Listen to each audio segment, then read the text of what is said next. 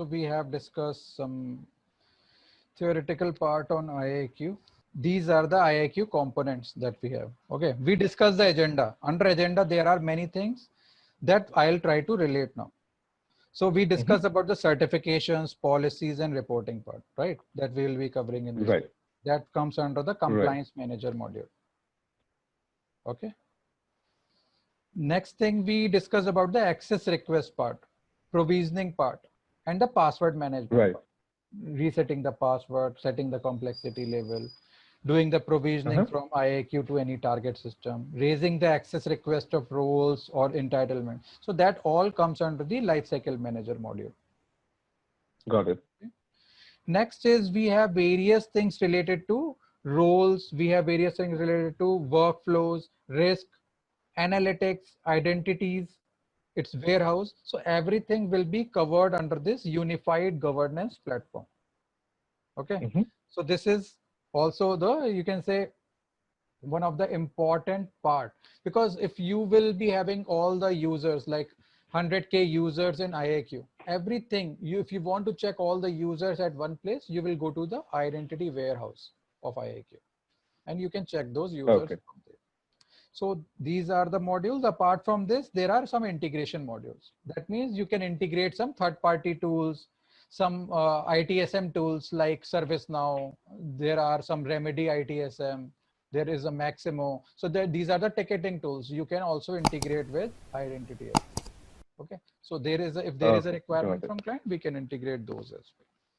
So these are the modules. Okay. So here we discussed that in the center we have identity. Okay, where there is written identity, you can consider it as IAQ. Okay, we have IAQ, and from applications, target applications, if we are fetching anything, we call it as aggregation. We discussed in the architecture, right? From target applications to IAQ, that is aggregation, that is an import. So that's what they are showing over here. And from IAQ to the applications, that is a provisioning. They have mentioned it as revoke. Let me show you in the next slide. That is the one. From IAQ to applications, that is provisioning. These are the two things. Apart from this, we have within identity, we can do a refresh as well. Okay. What is a refresh thing? Is suppose we are doing the aggregation. Okay. With the aggregation, we will be getting the details of the target systems. Like in target system, your first name, last name, other attributes, whatever is there, we will be getting from HR, we will be getting these details. After that, if we will run the refresh task in the IAQ, that will refresh the attributes of the user and it will populate the newly attributes that we get from the target system. Okay. Got it. Yeah, so this is the identity refresh task. This also we'll be using multiple times in our practice exercises. Okay. In identity, so isn't it refreshed already in real time? So for example, when you run aggregation, you are reading back from the application.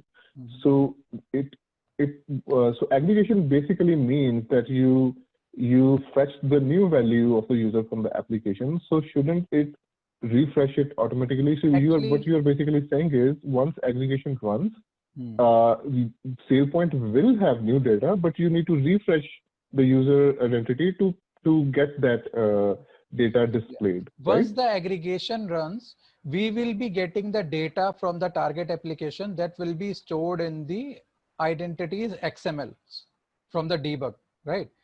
In their XMLs, it will get stored under the application attributes. But we have to reflect that in the identity attributes as well.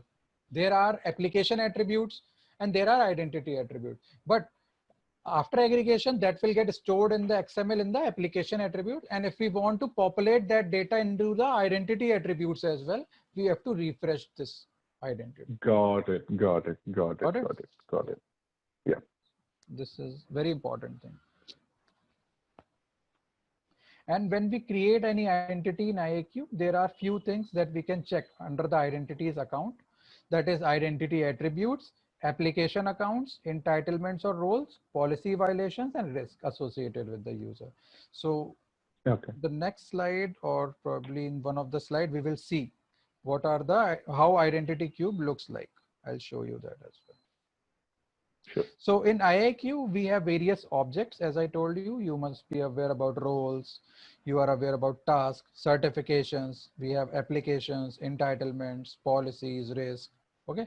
Business process is nothing but the workflows. The other name of workflow is business process. Okay.